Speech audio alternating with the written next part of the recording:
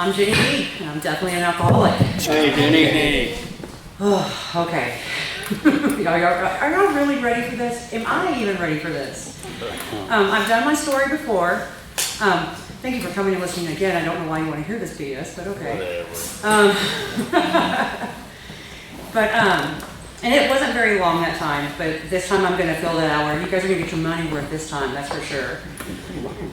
And this is where it all started, guys. For me, it started right here at the shed. So there's some people in here that were here when I first came in and was like, I'm not an alcoholic. I'm here to prove I'm not. Y'all supposed to stand up and tell me I'm not, right? That didn't happen, but we'll get to that part in a minute. So picture at Jonesboro, July 28th, 1976. Oh yeah, I'm a little old, by the way, but that's okay. But that's where this whole thing started. That's when I was born. My mom, my dad, my dad was kind of still married to somebody at the time, so he and my mom were together, but then he drank a lot. Imagine that. And she moved to Florida to get away from him. He found her in Florida. She moved to Kansas City to get away from him. He found her in Kansas City, but this time she wasn't going to leave. And that's where I was raised. I was raised in Shawnee, Kansas, which is about 15 minutes away from Missouri, Kansas City, Missouri, believe it or not.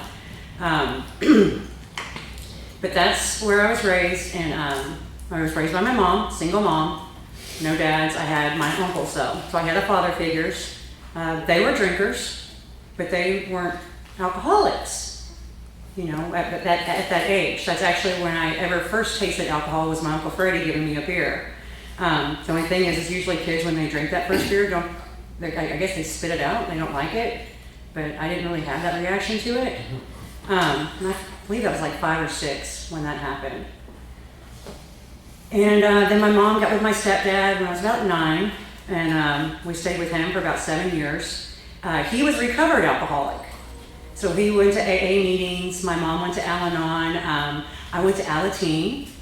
Looking back now, I realized that I wasn't going to Alateen for the right purposes. I was going because there was some cute little boy there. So I wasn't really paying attention to the shit.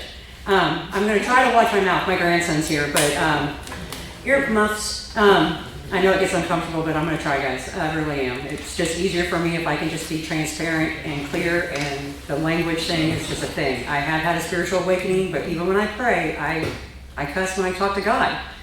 I don't use GD. I don't think that's okay. It gives me a bad feeling in my spirit, but I feel like He already knows my heart, so I don't have to hide anything. And it works better that way for me.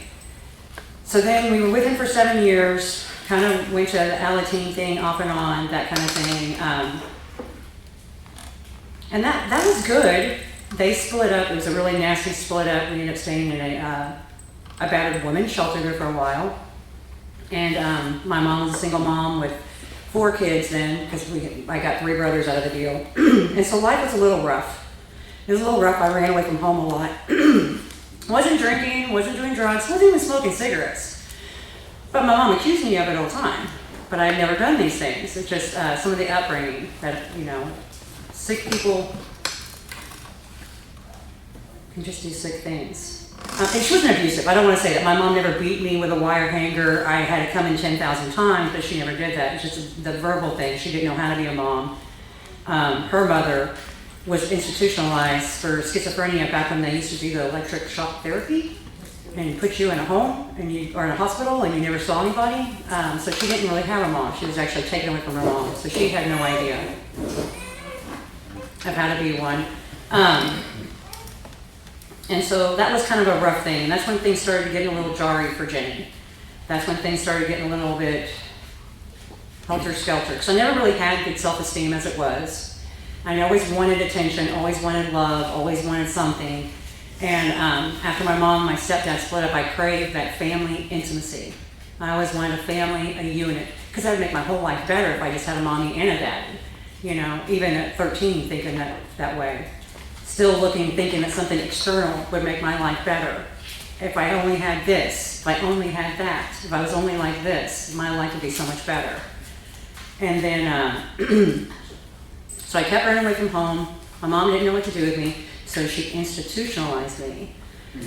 Because that's the answer, right? That's what everybody told her to do. I actually remember being in a family counseling session and the therapist telling my mom that maybe she needed to seek some help because maybe the problem wasn't all me. I mean, there was reasons why I was running away, and I look back and I'm like, I didn't have that bad of a childhood, but then again, you know, it could be I know so much worse childhoods out there, and that kind of thing. I think I gotta quit saying you guys are gonna be like, she didn't say the F-bomb one time, but man, she said 1,000. Vocabulary. Okay, so then I kept running away from home. I didn't want to live with my mom. I actually talked to my best friend's parents. They were actually going to they wanted my mom to like let them foster me and sign over her custodial rights. And I wanted that because they had this perfect family. They had the mom, they had the dad, they had family outings, they had family holidays, they had all this stuff, they had all these things that we're doing. They're so close, they're so tight. They had everything. And so I wanted that, and basically, because I wasn't getting my way, I kept running away from home. My aunt and uncle that lived here in Jonesboro, Arkansas, came up there with my cousin, and had talked me into coming down here, that things would be better here. So I said, okay, I'll do that. About 13, 14, and I did that. And my uncle was not a recovering alcoholic. We knew he drank. We heard whispers and rumors that he was an alcoholic, but we never knew what level he was at and how toxic and how sick and how dead his spirit and soul was. He never was abusive to me. I had this, evidently I was a calm nature thing. So when he'd be drunk going off on my aunt, she would always scream for me to come down. And if I was in the room, he would calm down. Like I was a little marijuana cigarette, you know, calming him. But that sounds healthy, right? 14 years old, that's a lot of burden to have on one person. But that's the way it was, and this is where I was living. I did leave this part out of my story the first time because it's just so bad. The first time that I drank, I was doing this rolling DJ thing, which is basically you go to town and you set up and you do DJs for weddings and things like that. A girl I was going to school with had linked me up with it. She was doing it. She was 16 at the time, and she was pregnant, and there's her boyfriend, and there's this gentleman. I know he's not a gentleman. He's a fuckhead. Complete fuckhead. I don't have a resentment, but he's just sick. He was in his late 40s. We're on our way to the place that we're going to set up at the hotel because it's out of state. First of all, there's another mistake there. Who does that? Let a 14-year-old go with some man you don't even know. And, you know, and of course I was like, oh yeah, oh I've had Purple Passion, I've had Hot Damn, yeah, I drank all those things, yeah. You hear that? That's me wanting to be accepted, included. I'm so cool, I know these things. So this man bought us all these things. And then I passed out, blacked out, drunk, woke up to some horrendous things. And then flash forward to me finally getting back home and telling my Aunt Gail about it, and she was like, well, I guess you learned about drinking. I didn't learn shit about drinking. I did learn that if it hadn't been for this, I liked that little feeling I had when the whole thing, like, you know, I was drunk. I liked the drunk feeling, but I didn't like the aftermath. And that was the end of it. No charges were pressed. Nothing was done. Everything went on about their life. Jennie was wrong because Jennie shouldn't have been drinking in the first place. When Jennie was 14, she should have never been given fucking alcohol. No one should have bought that for her. So there was that. That started a little bit of trauma and caused some more issues. And then I went back home, obviously, because I never told my mom. Why would I tell her this horrible, awful thing I did? You know, I came down here because I wouldn't behave at home. And then I come down here and I act like a complete asshole.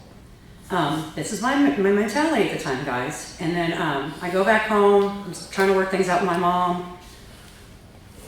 It was like a month or two, and then I did a suicide attempt. I took, my cousin was ADHD, Ritalin, and I took all her meds. And I got my stomach pumped, and I was institutionalized again. But while I was institutionalized, I never told anybody what happened. I never told anybody about this horrible, horrible thing I did. I never. Because that's not why I did that. I just don't want to live, you know, and I never really broke down and went through the stuff. Instead, what did I do? You know, Let's just play the cards right, say what they want to say, let's get out of here, we'll go back home, we'll be with our friends, we have a job now, things will be okay. But things weren't okay. I still didn't deal with that. Instead, I put it in a little box, act like it didn't exist, and moved on with my life, so to speak. Still looking for that thing, that completion. Someone love me. Someone want me. Someone care about me. Someone take care of me. Still looking for that. I met Steve, and then, as teenagers do, we, boom, chicka, blah, blah. 17, wound up pregnant, and I raised my daughter. I don't know if I raised her the best. I wasn't really drinking then either, because bad, horrible thing that I did. But I would, I did drink between in there, but it's just like, it wasn't like a lot. I would say, I'm lying to myself right now. You see how this ism is? It still fucks with my head. It still wants me to hide the dirty from you guys. It still wants to make it like it wasn't so bad. I'm not such in bad shape. I'm okay. And I wasn't, because I still was dabbling. Mad Dog 2020. I never drank without getting drunk. I thought that was the whole entire purpose to drinking. I never knew anything else. I didn't know it was a thing to just have a glass of wine with dinner. And not only that, I don't think I was ever capable of doing that. Even if I had tried. Well, I did try, but even if you know what I mean? Like, I just don't think even in the beginning I was ever capable of doing that. I look back on my life and I look at how many times I drank without getting drunk, and I don't think I can tell you one. I really don't. I don't think I can tell you one. I can tell you a few where I didn't black out. So I had Brittany. Things weren't going good in Kansas City. I really didn't have any place to live. Couldn't live with my mom because, I was a badass kid, y'all. I was mouthy, I was lippy, I was out of control. My spirit was completely dead. I had no soul. I just didn't realize it at the time. I was just basically walking around as a shell. And I moved down here, stayed with my aunt and uncle again. And guess what? He wasn't sober. He was still drinking, still violent. And then that's when I met my first husband, because I finally found a Captain Save-A-Ho to get me the fuck out of there. I did. That's exactly what I did. He worked on a riverboat. He was gone 30 days at a time. Perfect. That's awesome. Yeah, that works.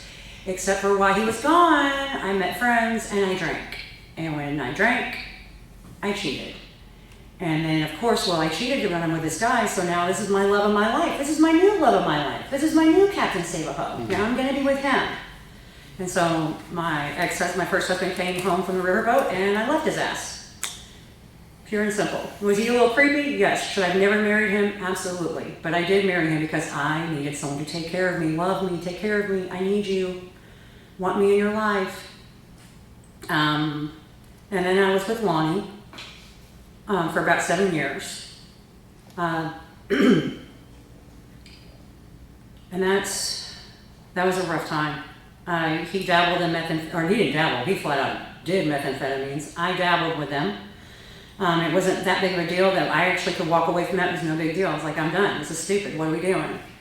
So, but he was very, very extremely abusive during this whole time. I'm talking like lock you in the back of a mini storage, take away your phone, put you in a place where you can't even leave in the middle of fucking nowhere.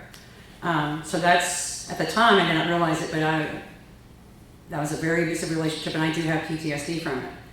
I didn't know that you don't heal from PTSD. That is actually trauma to your brain. And I always felt like I shouldn't have PTSD. I wasn't at war. I didn't kill anybody. I have never seen anybody be murdered. I don't have that. I have some other things going on, because I still know everything. I know everything. Doctors don't know shit, therapists or whatever, and you can kind of know what to say to the therapist to get out of that room, And I already learned that. I finally got away from Lonnie. He went to prison. I Dear John'd him. Isn't that nice of me? I know. That's so classy. Dear John, I hate your stinking guts. Have fun in prison. Not putting no money on your fucking books. So that happened, and then he came back. And he was sober. And he was clean. And he was himself. And he was so good. He was the guy that I met, that I fell in love with, and I gave him another chance. Because what would life be like now? You know, we could have this family. We could have my daughters, we have a dad, I'm with him, I have mom and daddy, everything's gonna be perfect, everything I've wanted is finally coming together, and we're whole now. Well, he got chicken pox. Adults get chicken pox, you can almost die. He got him in his lungs. He was in ICU. At the time, he was a recovered IV drug user. They gave him the little pump. You know the pump I'm talking about? The little, what is it they put in there? Morphine pump. Even though I talked to his nurse and told them, oh, but he's in so much pain. I was like, I get that he's in so much pain, but he is an IV drug user. He will shoot up whatever you put in front of his face. But it didn't matter. So he gets out, and I'm worried. I'm on high alert. But he doesn't need to go to meetings. He doesn't need to go to church. He's fine. And I'm thinking to myself, okay, we'll see how this goes. We get engaged, move into a house together. I'm thinking we're going to be a family. He starts sneaking out at night. I wake up in the middle of the night and he's gone. Is that payback for my childhood? I'm with a man now that sneaks out at night? What the fuck? It was crazy. But, and I remember him telling me, if he would get high with me, I wouldn't leave. And I was like, I don't want to do that. I don't want to live like that. Let's do this. And so we started going to some NA meetings. I've got this book, Meth Equals Sorcery, yada, yada. Still going through the drinking phase, guys. Don't think I'm not drinking during this time. I am. I'm not drinking every day, maybe once a month, maybe once every 2 months. But when I drink, I am drunk. There is no, the whole entire time, the goal was to get drunk. If I'm going to the liquor store, I'm getting drunk when I get home. That's all it boils down to. It's a very progressive disease. I hope that you guys get one thing from my story is you see how my disease progressed. Because it is very, very progressive. I'm very fortunate that I got in here this time. And I say that this time because I'm only guaranteed today that I am sober. I'm only guaranteed the 5 years that I have. I don't know what's going to happen tomorrow. I don't. But I squirreled. Going back to what I was saying. So anyways, he was saying that kind of nonsense, getting violent. This time his violence is so much worse. I'm talking like picking me up, throwing me down the hallway, kids being told he's going to get McDonald's and not come back for 3 days. You know? That was the final straw where I was like, this is fucked up and I'm done. I changed the locks on the doors. He one time called me from the driveway saying, you can't hold my shit hostage. And I was like, I ain't holding shit hostage. I grabbed all his clothes, ran in there, threw him in the back of the truck. Kids saw the whole thing. That's healthy. That's not toxic. You know? But I finally still didn't get a restraining order. He attacked me and tried to strangle me, and when he did, I kicked him off me and called JPD, and they came out, and it's like, we come out here again, you both have marks, we're taking you both to jail. And I was like, well, what the fuck am I supposed to do? Let him choke me? So that was a kind of a messed up thing, too. I'm still, and so what did I do to escape all this that's going on with Lonnie? All this trauma? Oh, if I drink, this will go away. I don't, you know, because this sounds sick, but I still missed him, and I still wanted to be with him. I still loved him, right? So I'm going through this breakup, this heartache, and now I've got 2 kids by myself, and there's no damn Captain Save-A-Ho. Nobody's here to help me out. It's all me. So I stayed single for a while, kind of dated some losers, because that's, you know, the type I attracted. And then I met this guy who had kids. He did not drink. He did not do drugs. He did not, I don't even think he cussed at the time. But, and he was great. This is the perfect Captain Save-A-Ho. So we're dating for like a week and I'm already planning our wedding. I shit you not. I'm not kidding you. My daughter's here. Ask her, because they thought it was fucked up too. They're like, he's got like 2 daughters and a son. This is only a 4-bedroom house. Where are we sleeping? 1 bathroom, Mom? Like, you know, but I got pregnant. And I didn't find out I was pregnant until after he broke up with me in a text message. Hey, look, in his defense, it was probably smart. At that time, my soul, my spirit was sick. I'm still not mentally healthy. Even though I'm not spiraling out of control with my alcoholism, I'm still not right. My soul, this all is not lined up. I'm still fucked up. My daughters had started going to church around the time I started dating Olivia's dad. And they would get me to go because I wouldn't drop my kids off at a church and just be like, see ya, babysitter. I went. And that's where the seed got planted in me that there was something larger than myself going on. And I went to church because I wanted to. I got pregnant with Olivia, and the text message happened. Well, text message happened, Olivia. And then I literally got on my knees and I was like, God, I'm done. I'm done being used. I'm done using men until you put the right one in my place and make me deaf and blind to them all. That was literally my prayer. And then I wasn't feeling right. I was really crabby. I was really hateful. I can't drink. There's no release going on, because I was doing that even though I had the girls. It was my best friend and I, which was my cousin's wife. We would have sleepovers. The kids would sleep over and we would just get shit-faced drunk. They loved it, I'm sure, because it was fun. Everything was a yes when mommy's drunk, So that's the kind of life I was still living. And then I had Olivia. She was early. I went to the doctor to be measured because I wasn't measuring correctly, and they said I had, they wanted to do an ultrasound. I went in to get the ultrasound. My blood pressure was skyrocketed through the roof. Come to find out I had preeclampsia. They rushed me to UAMS 2 weeks later, a week later. I woke up with the high blood pressure again, almost stroked out, and they did an emergency C-section. So this is kind of where my life starts changing. I probably should have told y'all more about the chaos, but I'm still kind of like wanting to hide behind that little curtain to how wild and crazy I was, because I was not a good mother. I was not a good mother before I got pregnant with Olivia. I was not. I partied. It was pretty much every other weekend. Every weekend was a party. It wasn't like 15 people. A party to me was like 4 people getting shit-faced drunk. That kind of thing. I was a hateful soul. I was angry. I wasn't a mommy dearest. Take the wire hanger out, and there I was. I was horrible. I was a screamer. I was a yeller. I had no understanding, no patience, no nothing. Just a hateful, bitter soul. So then I have Olivia, and I'm still not dating. I'm just taking care of my babies, being good. And she's about 6 months old. And y'all, you remember when MySpace was cool? And there's some minors in here that probably don't even know what MySpace is. That's my personal bubble. Stay the fuck out. But no, so that's where Ray had found me. Now, Ray was Lonnie's best friend. So we all knew each other.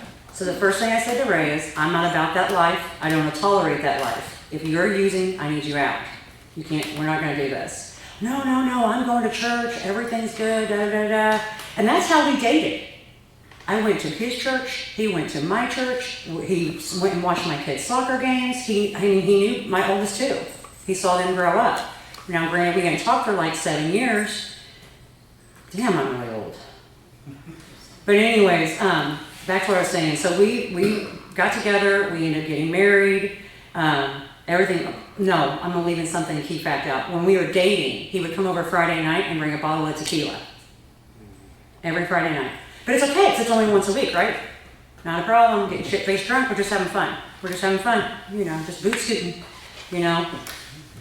Still not a problem.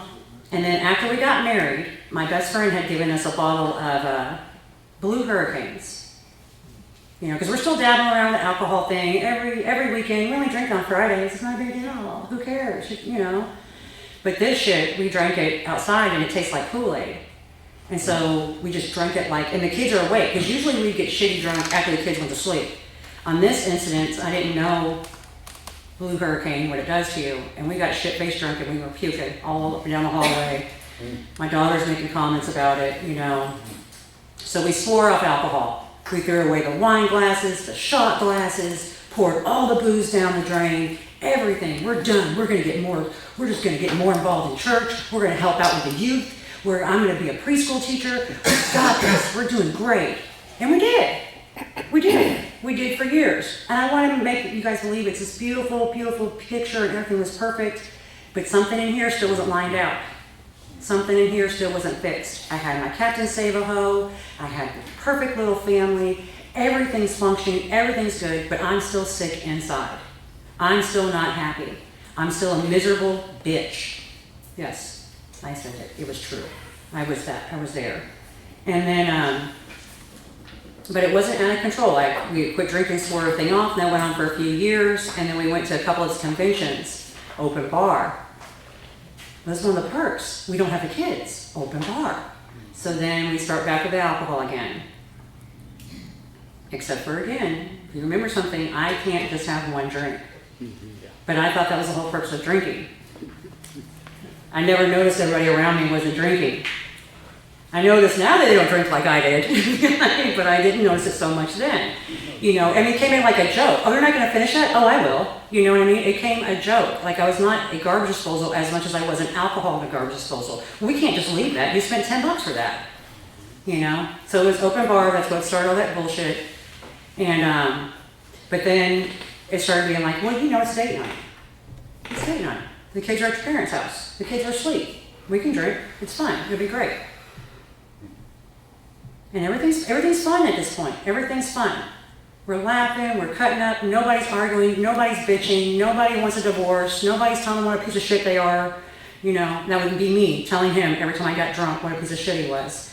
This man took in my 3 children that were not biologically his, and he will fight you right now if you tell him they're not his kids, because those are his kids. He's the one who's teaching them to drive, he's the one who got the prom dresses, he's the one who helped with math, because I sure the hell was not. And he is their father. And then I got pregnant with my last daughter. And so everything's peaches and cream during that time too, by the way. We're still kind of thinking everything's peaches and cream. I got pregnant with my daughter. Everything's good. She was about 6 months old, and my ex-husband relapsed on methamphetamines. I have been working nights, like a couple of nights a week, just to kind of earn some extra income and do cakes. And one night they called me because the labor dollars were too high.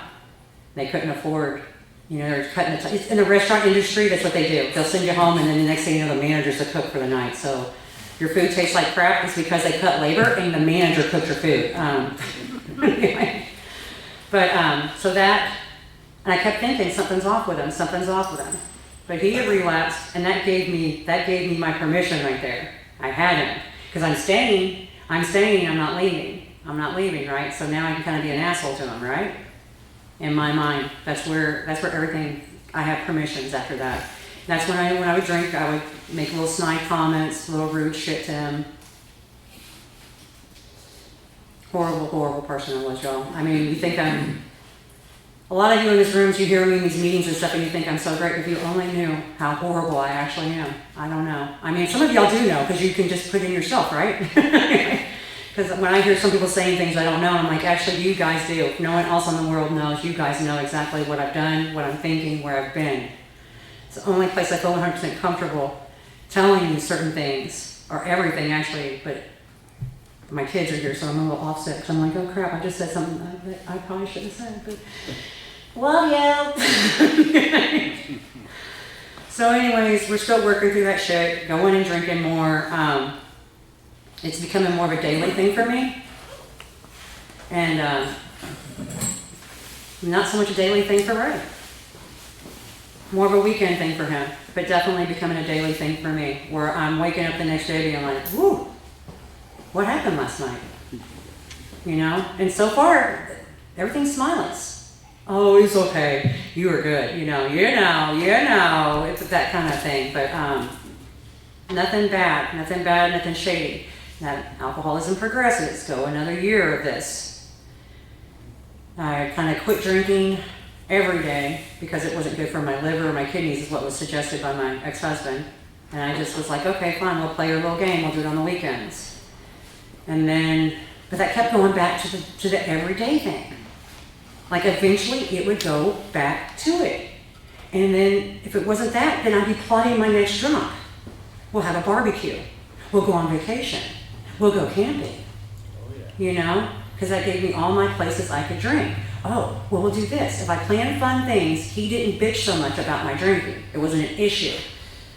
So I started making these gaps in between my drinking phase. In between that, I was just so pleasant to be around. I was sweet. I was the nicest soul you'd ever meet. I did not bitch, pick arguments, hate everybody underneath the sun, slam doors, bang things, cuss, scream, yell, shout. No, it was perfect. And then I turn around and go to Sunday school and teach your kids. But anyway, that's just where I was. I still was not spiritually fit.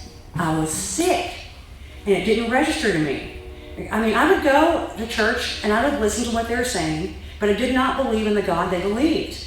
Because I know I know there's a big factor. This is what really struck it up for me really bad, is they started talking about homosexuality because they were trying to legalize marriages. And in the Sunday school, they started saying little things, and I'm like, you're going to be really shocked when your son comes out in about 20 years. And I know this because my brother's bisexual. And I saw this when he was growing up. You could see it in him. It's the same as I'm left-handed or I'm right-handed. It's just that is how it is. And I had that big, huge gap with that. Plus, I could never be good enough for God. I could never be good enough for God. Never. And that was another little struggle that I had. Ooh, I'm actually going to fill this hour up this time. Flash forward to this beautiful cruise that I planned. Well, no, let's not do that. That's too far ahead. Okay, let's go to the last year of my drinking, when things started to seriously spiral. That's when I first thought to myself, well, yeah, I've been drinking, but I can drive. I'm okay. Ray does it all the time. I can do it. I'm fine. If Ray's not getting drunk, honey. He's had a few drinks. You're shitty right now. And I started doing that because he's bitching about my drinking. I would leave. Well, I'll just leave then. I'll go find someone else to drink with. That's healthy. It's not toxic. It doesn't raise an air of concern. And want a better person to drink with, but one of your baby daddies. That's perfect. Doesn't make him insecure. Doesn't make him think anything shady's going on. But I would do that, and then I'd start planning my death. I wanted to die. And I would talk to him about, hey, if anything happens to me, I want Ray to get custody. Please do share custody with Ray, that kind of thing. And then still hiding behind that veil of not telling him, I am seriously planning to kill myself. I'm getting all my affairs in order because I fucking hate life, and I'm done. And I was done. I told my ex-husband that. He stood up on the bed, and he's like, you probably need to go talk to somebody. And walked out of the room. Some people are emotionally unavailable, and some people have narcissistic tendencies. That is just how they are. If I had known these things about him, then maybe I wouldn't have made it all about me. That's hilarious. I would have still made it all about me. Because everybody and everything is something I have done or I have said. That kind of mentality.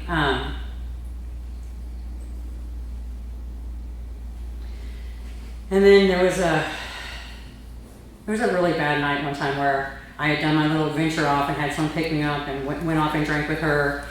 And because he doesn't like her, because she smoked pot and drank and stuff like that, and he said she was a whore, promiscuous. But anyways, I wasn't at that time. I never cheated on my husband then.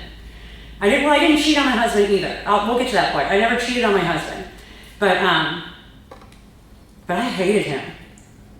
I hated him. When I drank, I hated him. I wanted to leave him. I wanted to divorce him. It was everything I didn't want. I'm not saying he was perfect.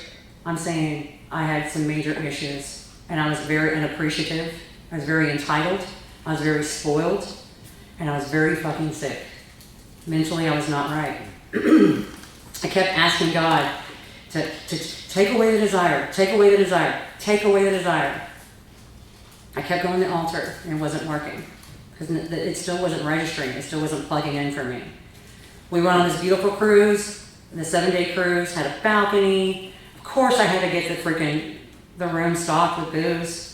I mean, I made plans. So you can do it online and get everything ready and you can buy stuff. So you can't really say shit about it if I've already got like 2 gallons of vodka in my room. Well, no, it's because it's a long trip and we're here to have fun, right? God, that was so stupid. And I have replayed that whole entire trip in my head. I don't know how many times. I don't know how many times because I finally had everything I wanted. I had this perfect family. I had this great life for my kids. Everything was cohesive and healthy as long as I wasn't drinking. Everything was smooth. And we went on this cruise, went to Mexico. My daughter's 13th birthday. Literally day of her 13th birthday. We had been talking about this and hyping it up for months. How it's going to be so awesome. You're going to be a king of Mexico on your 13th birthday. Who else can say that? So what did we do for her? We got an excursion with all you can drink. We're out there floating. I don't remember getting back on the ship. I don't know how I got on the ship. I have my 2 small children in Mexico. And I don't know how I got back on the ship. I don't think my ex-husband actually remembers getting on the ship because when I heard he was drunk too. I did start sobering up towards the end of the night. Of course, we started bickering because I want to drink more, and he's like, "You've had enough," and I'm like, "No, I haven't. We're on a cruise. The kids are at the kid camp. It's fine." He goes off to bed. I'm hanging out with these people that had just got done doing boot camp. Of course, I'm on this big high horse of talking to him because my uncle Carl had been in Vietnam, and when he came back, he was a completely different soul. Basically a vegetable with his stuff that he had going on. And I was, that was my whole intent at the time. But then at the end of the night, which at the end of the night, by the way, when I'm drinking is 3, 4 o'clock in the morning. That's the end of the night. And so at the end of the night, we're saying goodbye, he gives me a hug, he grabs me and he kisses me and I kiss him back. And then I'm like, oh fuck, I'm so married. I'm so fucking married. And I even have my wedding band tattooed on my finger. So did my ex-husband. Laser removal. It's amazing. It's just painful as fuck, but I promise you it's a lot better than chopping off your finger, because that's where I was at. So he grabs me and he bit my neck and he left a mark on my neck.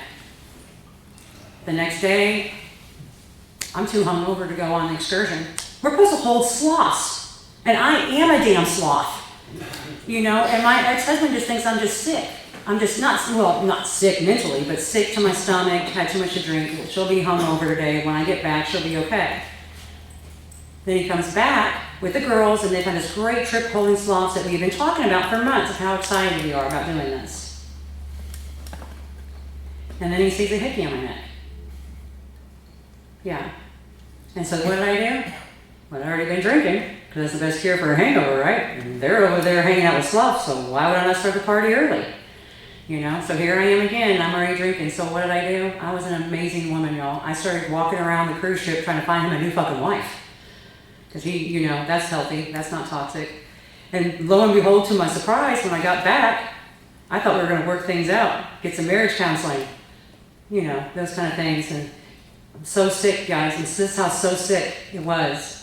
Someone came, I was in the kitchen, this one was a lunch lady. Someone came in the kitchen and told me there's someone here to see you.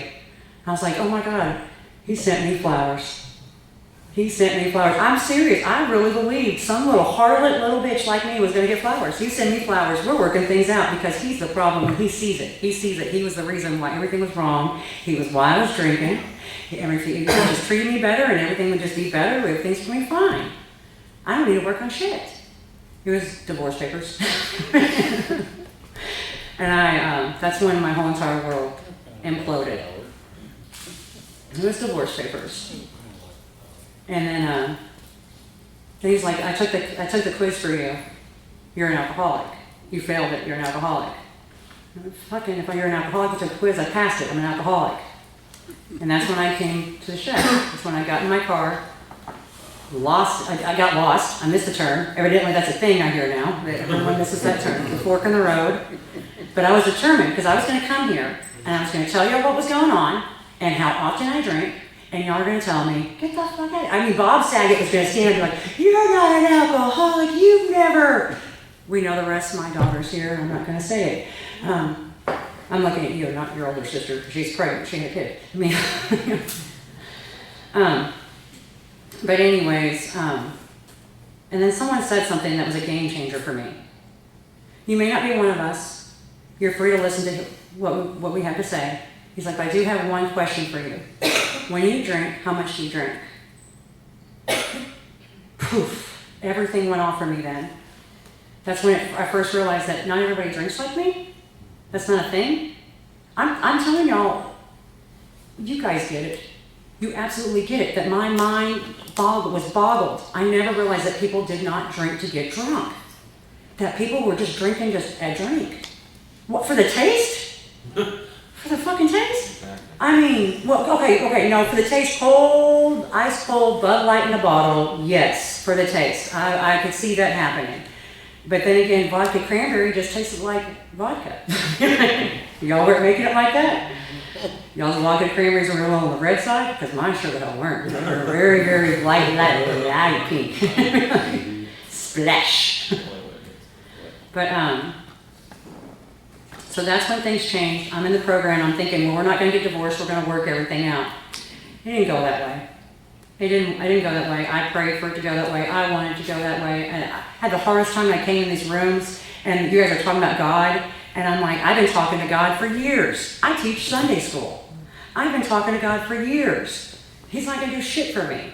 I don't want God in my life. But I definitely knew I was powerless over alcohol. I definitely was getting cued in on that one. And I came in, I started working the steps, got a sponsor, bless her heart, y'all should pray for her. I am a lot. I am an overthinker. I'm emotional now. I cry now. I'm actually surprised I haven't broke down and started crying. Maybe it's because I had a little pre-cry. Look, my pre-game is so different. Instead of drinking a little, I just cried a little. We got a little pre-game. But it's gotten better. My whole family, I always say I had a soft bottom in this program. If I can just keep on doing what I've been doing day by day, I will have a soft bottom. I have no DWIs. I did wreck one time, but that was a mailbox. So I mean, that's not so bad, right? Listen to that, still not so bad. But I never had anything major. I had a few major anger outbursts. But this program has helped us heal from that and forget that I ever did that. There was a drunken night where my daughter was just being a teenager and I literally slung everything off her dresser and told her, I don't have to provide you shit except for 4 outfits. I say 1 or 2 pairs of shoes. I think it was 1 pair of shoes and a mattress or something like that on the box springs. And that was it. And I thought I was being awesome. That's right. I'm a hardcore mom. She ain't ever going to mouth off to me again. That's right. I'm awesome. Drunkenness. But that's a sad thing, though. I would do things like that sober-minded, too. I'm not sober-minded, but sober, with no alcohol in me. I would do shitty things like that, be a shitty person like that. My daughters didn't have locks on their doors because they locked the door on me one time to go to the room. Oh, hell no. I about busted that door in. I had anger, temper issues. But now, with the program, and taking the steps, and doing a daily inventory, and looking and seeing myself, and working on myself, one of the side effects of this program is my relationship with my family is better. I'm no longer that I know everything, you don't know shit. This is the way it's going to be. I don't have to control everything. Everything doesn't have to be my way. I believe strongly that I do have a higher power. I do believe strongly my higher power has control over my life. I do believe I like to take the reins back. But I do give them back to my higher power because things go smoother that way. Do I still stress? Do I still worry? Yes. Not as much as I used to because I realize I'm not in line. Something's not in line here. I was just telling somebody this the other day because there's a member here who likes to make little snide comments every time I walk in the room. I'm looking at him now. But now, like I was telling him though, I was like, it used to bother me. But then I started realizing it's anything external of me that's bothering me. Whether it be my bills, someone making a comment, someone not speaking the way I want to speak, someone driving freaking slow, not letting me have my way. That means my alignment inside is wrong. Something's not right. I need to get with my higher power. I need to do something. Usually, honestly, it's the daily devotion. That literally, I call it the daily devotion. I don't know if that's because of my churchy background or what, but that's what I call it. But I know it's daily reflection, but I call it the devotion because I've devoted myself to reading it. I've been sober 5 years. The first 3 years, I didn't do like I was supposed to. It was suggested not to date the first year. That was stupid. I don't have a Captain Sable, I just got dumped. I need someone else to come in and rescue me. And that didn't turn out right because I wasn't working on me still. I wasn't getting everything right. So I was still going to keep on collecting and attracting pieces of shit because I was a piece of shit. Let's just be honest about it. That's literally what I was. Because I wasn't getting everything lined up like it's supposed to be. I mean, there was something there in that layer of the onion that I was not seeing, that I was being hindered to because I wasn't listening and taking the suggestions. When I finally did decide I was going to do that and take the year off of dating, I started seeing some things in me, some codependencies, some Captain Save-A-Hose. If you would have asked me 4 years ago, I would have been like, no, I'm independent. I don't need nobody. I got me. I'm independent. I just want, I get lonely. But now I realize how codependent I was. And I still am. I still am, because I didn't realize that codependency, when we're getting in someone else's lane, that's a form of codependency. I didn't realize that. My sponsor, when I was 6 months sober, gave me this book. And it dabbles in that. It's The Art of Letting Go. And I read it a little bit, but I was like, I don't need this. I'm independent. I'm not codependent. This doesn't apply to me. I'll keep on doing these other suggestions, but this one I'm going to slide over. This one and the dating, I'm sliding to the side. But I've been reading that. When I did my whole year, I was like, I'm going to take a year off. This is what I'm going to do. I'm going to take a year off. I'm going to quit dating for a year. I'm going to read this fucking book that she gave me. And that's exactly my attitude behind it, too. And so I started doing that. And I started peeling back the onion and seeing these different layers of myself. And I'm going into 2 years now, and I have not died. I have not died. I am not lonely. I enjoy sleeping in my bed by myself. I have not had to deal with any kind of extra drama. Back when I was trying to do it my way, I wasn't dating, I just kept meeting a bunch of other people's husbands. I would meet them, and then I'd find out they were married because I have issues, I'm an overthinker, and I'd go down the spiral, and I'd be like, let me Google this son of a bitch, you know what I mean? And I'd be like, oh, surprise, surprise, there's a wife here. And yet, I would internalize, and there's something wrong with me. What is wrong with me that I keep doing this? What is wrong with me? Why do I keep doing this?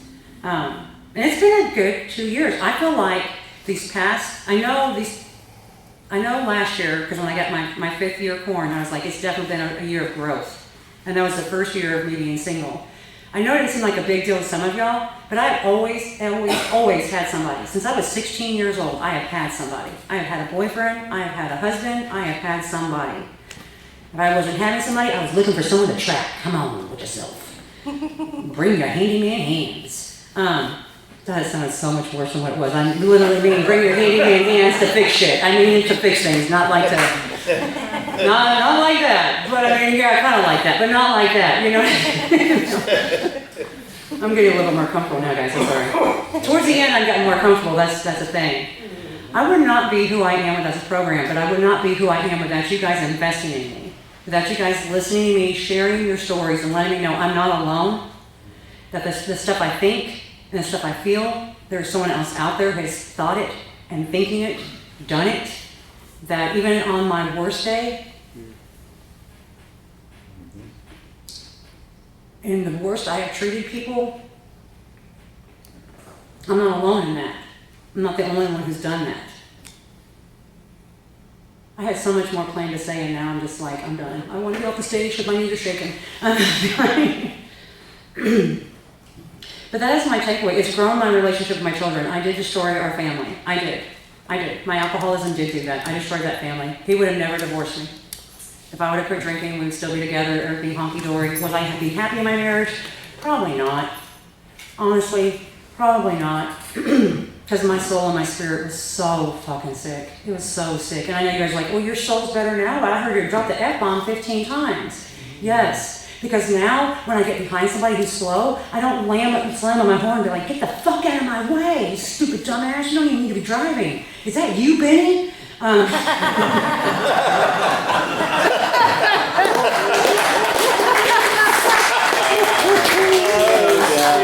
Who's harassing who now, Benny? Where's that corn at you're going to throw at me, huh? You didn't bring them earbuds. You should have brought them earplugs, buddy. But I don't get that way now. It's so weird, guys. This is not who I used to be. I actually think, well, maybe something's going on with them. Maybe something's happening with them. You know what I mean? Now, every now and then, my girls can tell you, because every now and then pop off, but then I will correct myself. I've started this thing where I correct myself, and I'm like, no, stop. No, that's not who you want to be. That's not who you are. Maybe they're having a rough day. But none of this would be going on. I wouldn't be alive. I'm going to tell you this right now. If it was not for this program, I would not be alive, because that's where I was headed. I literally had a plan. I had a plan. The only thing I had to do is get a little fine details of who was going to take custody of my kids, because Ray's raising these 3 children. They're not biologically his. And he doesn't want to adopt them. I mean, well, 2 of them were almost adults at the time. And then my 18-year-old, her biological father is in the picture. You know, so he didn't want to do that. He didn't want to be that guy. But I wouldn't. I would not be alive. I am alive today. My spirit, I feel so much better with my spirit and my soul. I don't plot revenges anymore. If I catch myself plotting one of those, it's called a resentment, and they have these fucking chips for it. And then you gotta get the chip, and you gotta pray for them. That's the craziest crap. How do you want to pray for somebody you hate and you can't stand it? Destroyed your family because they wouldn't stay through you because they had healthy boundaries. You know? I mean, that's so crazy to me. But it works. It absolutely works. I can't explain exactly how this program works. I cannot. I don't know if I'll have enough recovery in me to be able to tell you guys how this program works. All I know is I take the suggestions, I do the daily reads, I come to meetings because meeting makers make it. You know, I listen to all the suggestions and I do it and it works and my life is better. I mean, do I have $1 million? Well, fuck no, I'm never going to have $1 million. You know, but when it comes, even when the shit hits the fan, my life is better. I have a way of going through it, of working through the muck instead of just trudging and being like, fuck, I hate it here. Oh, I hate it here. I can find the blessing in it. I can see that there's going to be something. It's going to suck and it's going to be hard. But if I keep on staying on this path, I will grow through it and I will come out the other end stronger. One of the sayings in this room is no matter what, even if your ass falls off, you don't drink. I'm not going to lie to y'all. 4 years of sobriety, and I always have that one thought in the back of my mind. Something happens to one of my kids. It's on. It's on. I won't be able to deal with it. It's on. I'd be damned if I didn't go to the Thanksgiving convention, and there's a woman there sharing her story, and on her 90th day of sobriety, her son died. She's got more years in recovery than I do. She's still sober. And I was like, I even told her at the end of that, I was like, you just took away my one. Because I can't now. Because I see now it can be done. You guys show me this all the time, that it can be done. And you can go through all these hardships and stay sober. If you just listen to the suggestions, be open-minded, work the steps, get a damn sponsor. I'm telling you it right now. In the very first year, I don't know how many times I called my sponsor, and she's like, can you get to me? Go sit in the parking lot, somebody will be there. I remember one time in particular, where she was like, I don't care, go. Somebody will show up, you'll be at the meeting before the meeting. Go to the parking lot and sit there. Whatever you do, don't take that left. And that's what I did. And that's what I keep doing. I keep coming back, because I'm still sick. I am still so sick. But I am taking my medication. And I'm always forever going to have this disease. There's never going to be a cure. And the second I think I am cured is when I'm drunk. I will finish this program when I say this, I'm predicting the future. I will know I have finished this program if I die sober. If I die sober, then I know I passed. And that is the one goal I have. But I can't think about that in the future because I'm a future tripper. I have to think about it today, and I have to do it day by day. I hope you guys made some sense out of that. I don't think I made any sense at all. And I'm going to go home and I'm going to overthink it. And then I'm going to I am. But then I'm going to talk to my higher power and we're going to be okay.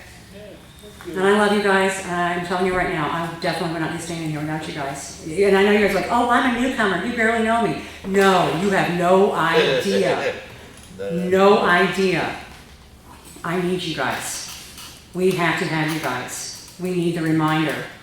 We need that tug of, oh shit, oh shit, oh shit. That was me. That was me. That's me without program. That's me. Get your ass in the seat and stay in the seat. You guys are so much. I'm not trying to say anything, to shine on anybody's, time. But I'm just saying you guys are the most important people in the room. You really are. And I appreciate the fact that you guys wanted to come and hear me talk. And that shows that this program works, because if you guys would have met me 6 years ago, you'd been like, she's a bitch. I don't care what she has to say. I'm staying home. And now I passed. Is that what I do? Keep coming back. I'm going to keep coming back. I appreciate you guys. Thank you so much. I love you.